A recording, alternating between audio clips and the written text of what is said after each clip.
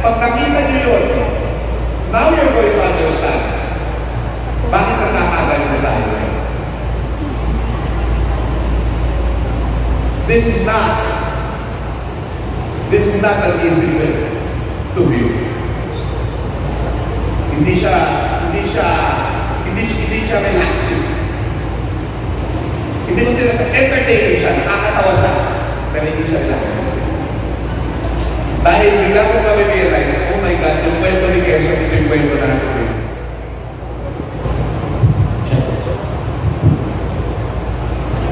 Hello, good. Magandang hapon po sa inyo lahat. Maraming salamat po for being here at gusto ko na rin kunin ang opportunity na magpasalamat muna sa Dakila, sa TVA Studios, sa mga historians natin, mga professor, dahil napakaganda po ng ginawa nila ewan ko kung anong term na tawag dito sa aming pag-promote ng Quezon, katulad ng mga forums nito. Inikot po ang buong Pilipinas halos. Ito po ang huling forum at napakaswerte nyo dahil nasaksihan nyo at tayo'y magkakapalitan ng puro-puro. At ako po si Mon Confiado. Ako po ay gumaganap ng Presidente Emilio Aguinaldo. Magmula pa sa kanilang Luna, Royo, Batang General, at dito po sa Quezon. At very excited po ako na makapanood nyo na ito sa Miyerkules na, ilang araw na lang. Maraming salamat at magkwentuhan po tayo.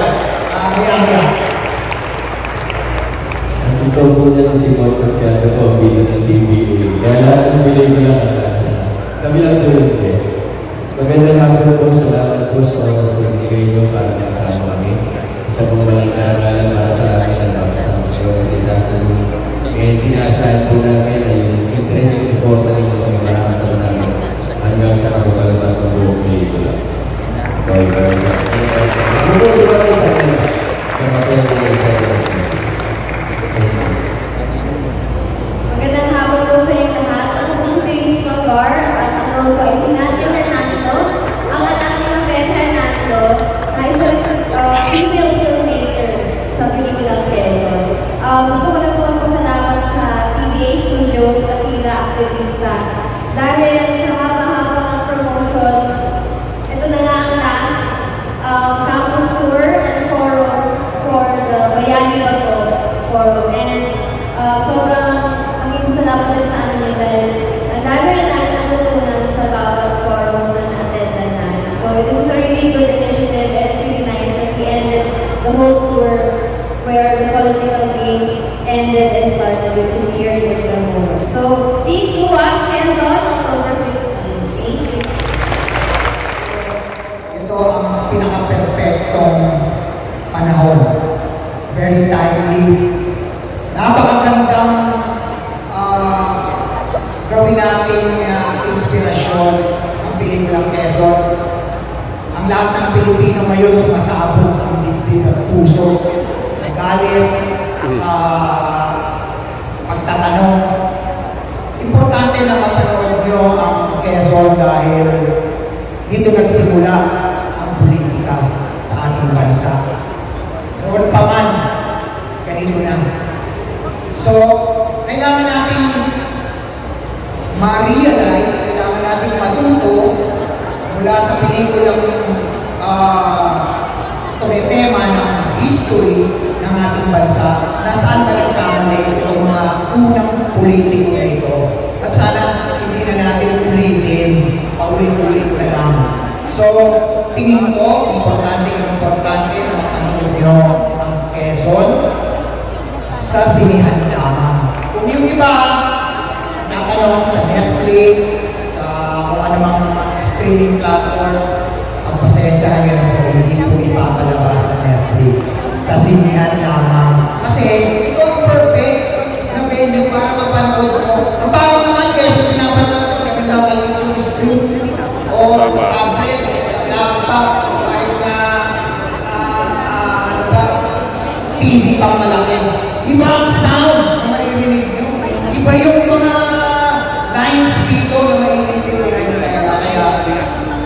cinema lang, ayan, meron akong discount na para sa mga estudyante at sa mga teachers, kaya perfect sa October 15. Magkita-kita tayo lahat. Quezon!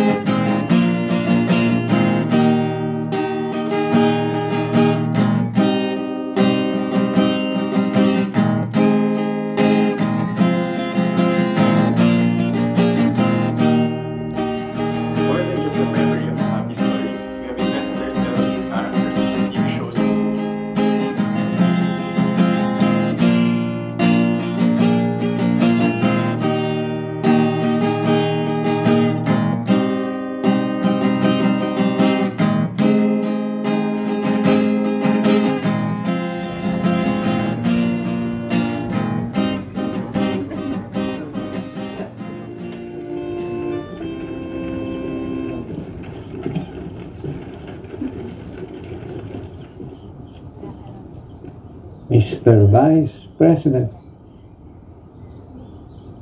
Mr. President, congratulations. You win again. Ikirito. I always win. Umaasa akong malalagpasan natin ang giyera at masasaksihan ang bagong republika. I will.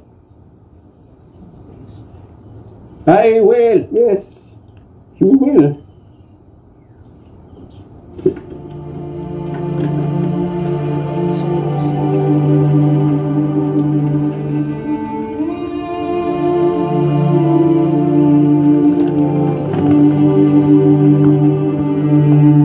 Tingnan mo yung tao na yun.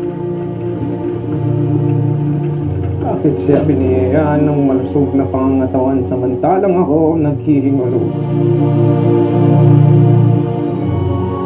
Huwag nakipaglaban para sa lahat! Ginawa kong lahat para sa bayan ito! I am Manuel Quezon! I am the Filipino people! Tuloy mo! Tama na, may sakit niya. I am the Philippines!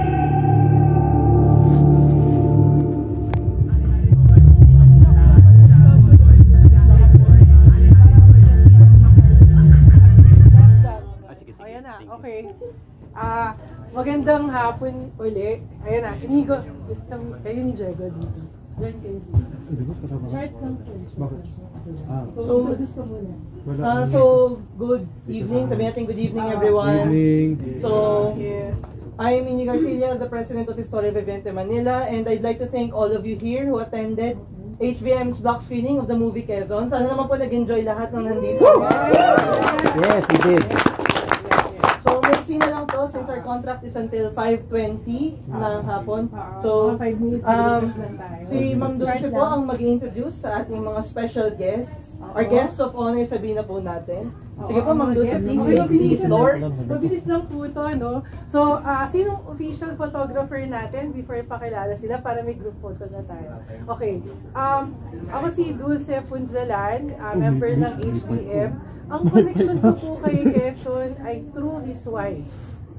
Kasi si Aurora Quezon po at saka si Quezon ay magpinsang buo. Ang tatay ni Aurora ay si Pedro Poblete Aragon. Ako po ay Poblete sa both sides. I think for most of you have been with us, no, in the journey for HBM. alam po ninyo yung connection. Ipapakilala ko rin ang mga kaanak at mga kabarkada. Okay? Ikaw si Ate Melissa. Pwede po tumayo ang ating mga kaanak, both from the World War II at saka sa Commonwealth, and kaanak ni Emilio Jacinto, ni Cipriano Pacheco, of course, founder of Batalyon de Manila, at ang great-grandson po ni si Bon Texon, si Attorney Bobby. Dito po tayo sa harap para tumingin. Papakilala natin siya. Okay. So, Ate Melissa, kayo po magpakilala. Cecil, sama ka na dito. Ayan. Ang mga kaanak ni Emilio Jacinto, ni Cipriano Pacheco, ni Tandenzuela. Oo. Ay, hello po. So, hindi gusto ko lang itanong no? Totoo ba merong talagang movie si Quezon? Actually, silent film yun. Oo, part siya ng fiction. Kung totoo ba, part of fiction. Because the first, hindi pala the first, yung nagsulat ng biography ni Ramon Magsaysay at saka biography ni Marcos ay si Lolo Costo, apo ni Emilio Jacinto. Oo. Okay, so may connection din po kami talaga sa pelikula. Yes, si Emilio Jacinto, kaklase niya si Quezon. And I always tell them, si Osmeña kaklase. Oo. So, okay, tatlo po yung class po. Tsaka si Osmeña. I always tell them na si Manuel Quezon, when he became the president, ang naging parang, apprentice niya, ay si Emilio Sanchez ng Caloocan. Siya yung nagpangalan ngayon sa Heroes del 1896 and yung mga streets ng Caloocan. So, pakilala natin ang mga kaanak. Sixth generation na to, ang aking anak si Emilio Jacinto. At siyang gumaganap na batang Emilio Jacinto sa Carlo mga anak. Francesco, asawa ko, si Marvin, si Kiara, anak ko, si Cecil, at saka, at ang aming choir master, si Roy Jeet Galauran Suarez. Pinsan ko sa ika-4 na fourth degree kasi. So kami po yung pang-5 at saka pang-6 at si Attorney Bobby naman ay magkababata kami sa UP College of Law. Kasama rin po namin ang apo ni Padre Jacinto Zamora, barkada rin natin, si Gleo. So si Bobby came all the way pa from Mindanao just to be with us today. Opo. And of course, para nagletuhin na natin ang cast. Itatawagin po natin ang ating special guest ngayon, ang aktor na gumanap ng 3 role sa pelikula. Nakikita nyo siya kanina, bilang journalist, bilang congressman sa Philippine Assembly at bilang senador. Lumabas din po siya, gumanap din siya sa Gumbursa at saka sa Pulang Araw at sa iba pa sa Bayaniverse at kasama siya ngayon sa Batang Quiapo at saka sa Totoy Bato. Walang iba kundi si Nikki Amoranto. So siguro Nikki, share lang tayo ng short experience mo sa film sa Creative Project. First of all, gusto kong pasalamatan si Ma'am Dulce for inviting me. At maraming salamat din po sa inyo sa panonood nyo dito sa ating napakagandang pelikula na Quezon. At yun nga po, share ko lang po yung experience ko as a freelance talent po. Tama po yun. Secret lang po natin yun kasi yung recycling of roles kasi multiple roles. Yun ay kumbaga top secret ng ng mga filmmakers, ng mga directors. Dahil siguro sa kadahilanan na medyo mahirap makahanap ng mga talents dahil kahit na ba napakasimple ng role namin, ako I have to admit na yun yung term natin mga Pilipinos na tinatawag na extra. Pero kailangan din talaga kaya tinawag kami talent. Yung talent na mabilis pumick up sa directions ng director. So, kaya ako napasali dito sa Quezon dahil sa yung mga talent coordinators, ang sistema ng paghahanap ng mga talents ay nagpo-post sila. So, the first time na nakita ko yung post ng talent coordinator na naghahanap sila ng gaganap na mga congressman. Actually, hindi pa sinabi yung mismong title. Ang initials lang, MLQ. I knew it na Quezon to, na pelikula to about sa history. So nagpresenta ako, and thank God na approve ako, at and then nag-ano ulit after ilang weeks, nagharap naman sila, nagharap ng senador. Nagpresenta ulit ako, nagbakasakali lang na ma-approve, at na-approve nga, which is bawal talaga yon. Pero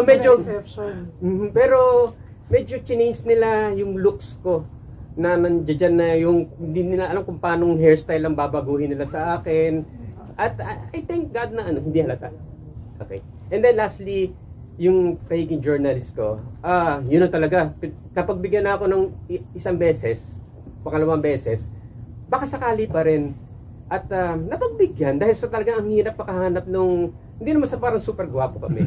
So yun po, I thank God na nakasama ako dito sa pelikulan to.